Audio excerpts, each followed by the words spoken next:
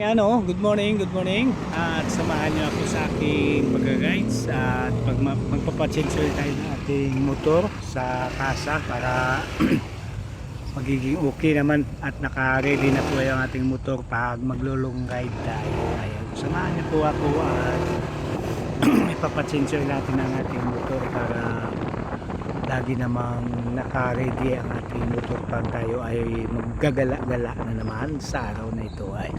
Yan o.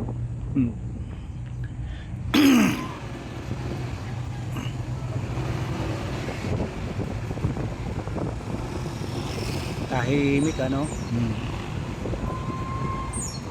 Ayun o, nasa Mindanao Avenue na po tayo.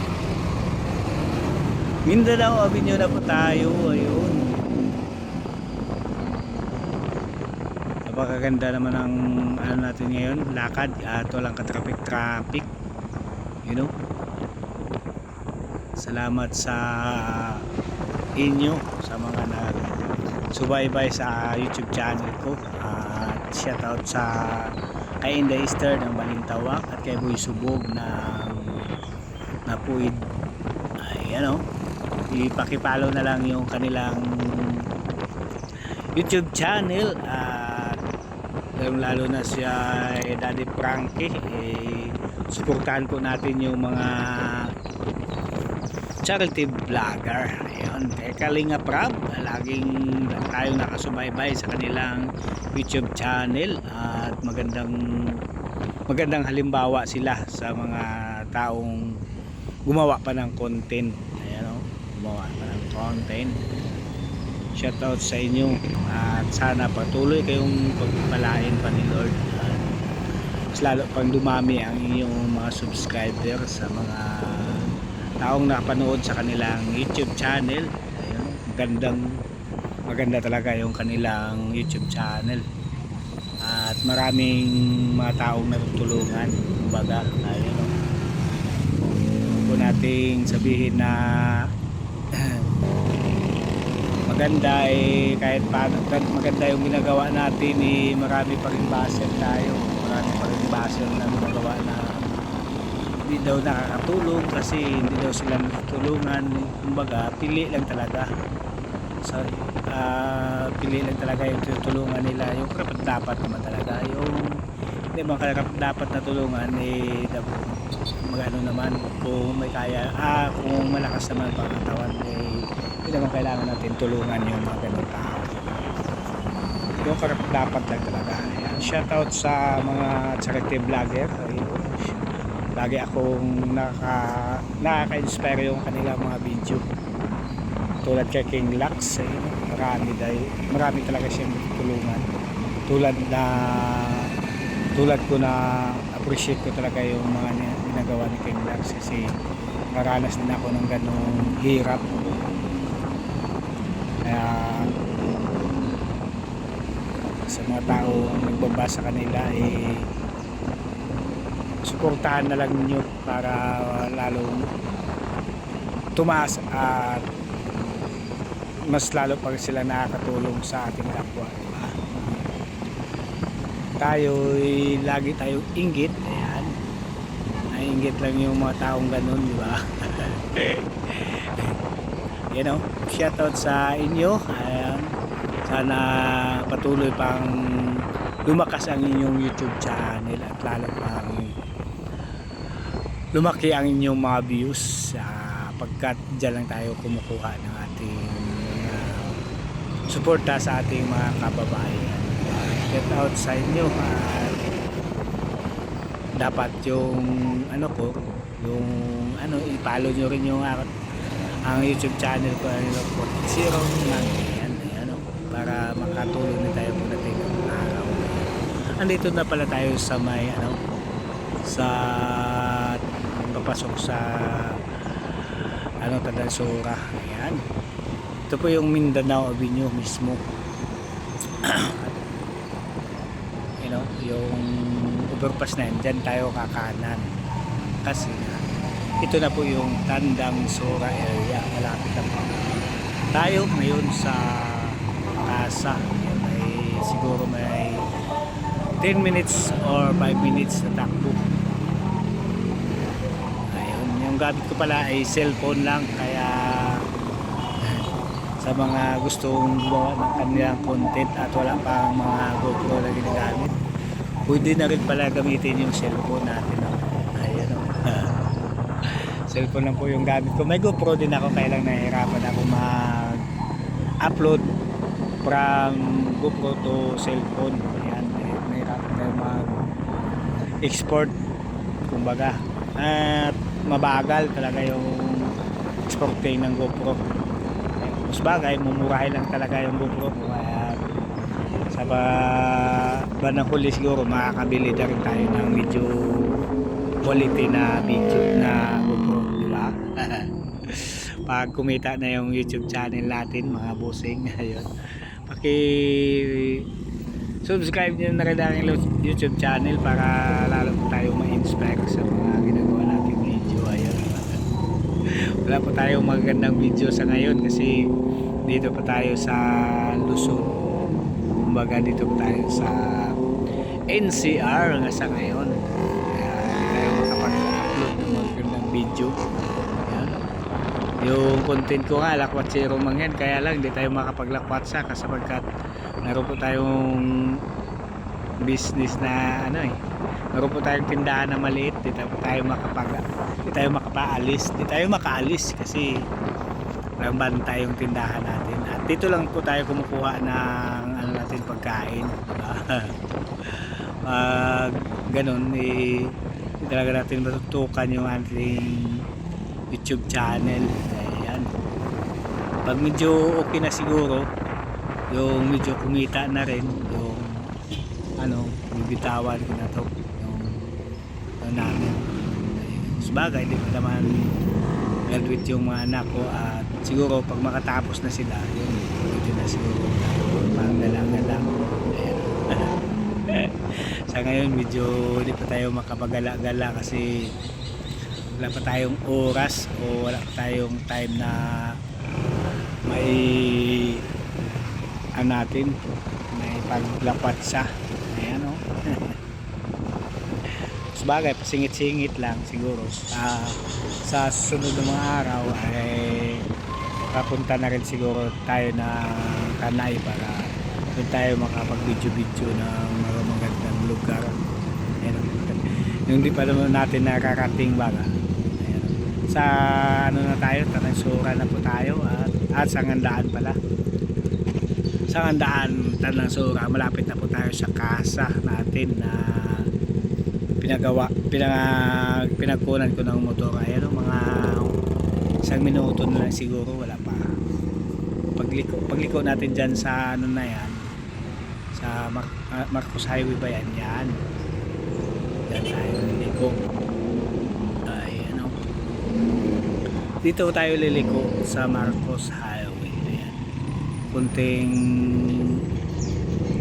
na lang, at dito na tayo sa Casa. Ayan, liliko na tayo dyan. Yan yung Casa mismo, yung Weltic. Ayan, yun, dito na po tayo sa Casa mismo. Ayan, shout out sa mga mahilig mag-ride, at kung kayo mahilig mag-ride, kailangan mo maintain talaga na maayos yung inyong motor. Kagaya ko na lagi ko talagang pagdating sa Odo ng takbo ng 2000, mga 2000 na yung motor natin, kailangan change oil natin. Yan, ito na po tayo sa Casa, at pasimulan na po natin ipagawa yung motor natin. Ayan, shout out sa ating mekaniko na magandang gumawa. Ayan po.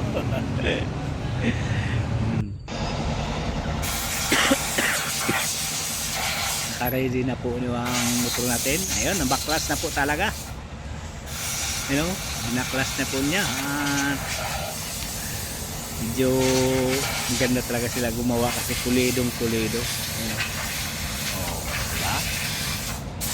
Binubugahan nila ng at saka pa yan, mamaya hugasan pa talaga nila. kay subaybayan nyo yung kanilang paglilinis sa ating motor. Sigurado talaga tayo pag ganito ang gawa, malinis na malinis.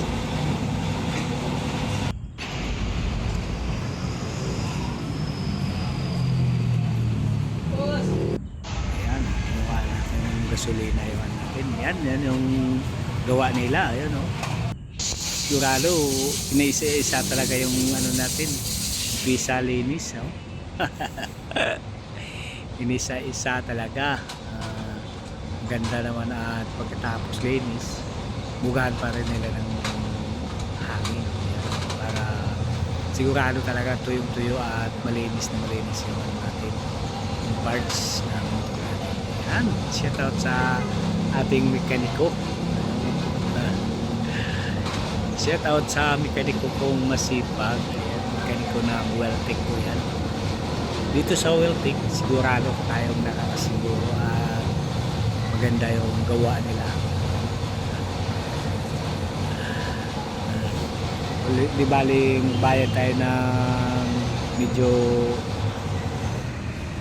ano, para maganda naman ang gawa nila. Sigurado talaga. Kahit bantayan mo pa, ayun, linis na linis talaga. Inisa-isa talaga yung pagkagawa nila ng ano, ng pagkalinis nila ng pisa nila, di ba? Sa lahat ng mga ano doon tulad ay kailangan talaga yung mga mekaniko natin yung mapagkatiwalaan, di ba? Mapagkakatiwalaan, kumbaga, para sigurado tayo naka ano naman yung motor natin, maganda yung pagkakagawa. Ay, ano, shout out sa lahat ng mga riders dyan. Ayun, kailangan nila sa mga katulad nating mahilig mag-ride, ay kailangan natin i-maintain yung ano natin, maintain yung pag-aagalaga sa motor natin para hindi tayo maaberya pagdating sa pag-rides natin, di ba? No, medyo matagal-tagal lang talaga linisin niya kasi madami yan, madami yung naka ano ng motor natin. Isa-isa pa talaga niya, oh. Oh. Pagka ano, bugahan pa uli, oh, pinapatuyo niya. At ganda yung gawa nila. Sabi nga niya, kung igawa ko daw yung ilaw ko dito na sa kanila. Isa-isa talaga, no? Diba? Ganito talaga ang gawa. Sulit tayo. Kahit mabayad pa tayo na medyo, kahit magtip pa tayo ng maganda-ganda pa, ano, bigay lang tayo ng pamirinda sa kanila para yung gawa din nila ay maging masaya din sila pag ano, pagdating ng natapos na. Kasi meron din silang pagmerienda, di ba? Pag di tayo marunong makisama sa mga ating mga mekaniko ay wala din tayo niyan pag ano, di tayo sa kasukin pagdating ng araw, di ba? Tulad doon, pagdating ko kagad, tinanong kagad, ano po sa atin? Sabi niya. Tayo nagbibigay ng ano natin na pag merienda, may konsuelo, pakonsuelo kung sa ating mga ano, kasi nahirapan din sila at kailangan din nila yung mga ganong ano, bigay tayo kung mayroon naman tayo sobra, diba? Ano, malinis na malinis talaga, bugahan talaga niya.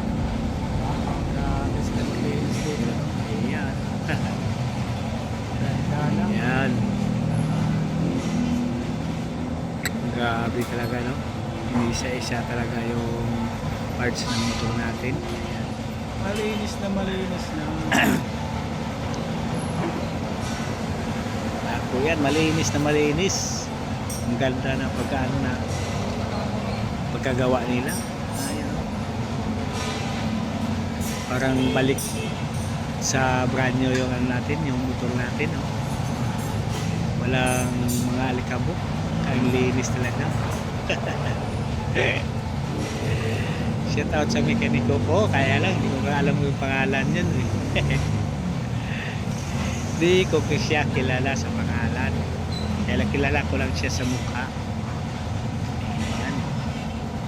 Sa mga nagra-rides dyan, kailangan i-maintain natin yung ating motor na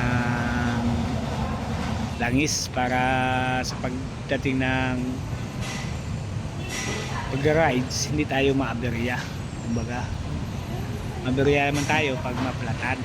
Ayan, kailangan sa mga nagra-rides kailangan kompleto, may dala kang bomba, may dala kang pang vulcanize, saka siguraduhin talaga natin yung gasolina natin ay full tank para kung tayo man ay hindi natin nasahan yung takbo natin na ating mapuntahan na lugar ay walang mapagasan, kailangan pag-alis kagad natin full tank para nakasigurado tayong nakasip yung natin yung ano pala natin yung motor para ganda naman yung ano natin. Ayan, shoutout sa lahat at maraming salamat sa mekaniko kong masipag. Sulit talaga yung pagpagawa natin dito sa kanila. Nakasigurado naman tayo na maganda yung gawa nila at malinis na malinis, oh. You know? Kita mo yan, di ba? Inisa-isa talaga nila, oh. Yan. Kung kayo'y papalinis, dito na kayo sa Weltec Corporation. Ayun, Weltec Corporation. Ayan, ito yung kinuhaan ko ng motor to na dating R-Cycle, kaya binalagdaw nila sa pangalan nila na Weltec. Yung original na pangalan daw nila ay Weltec. Kaya ayan, kita nyo na talaga, oh. Malinis na po ang brand new na naman, oh. Brand new na naman ang motor natin.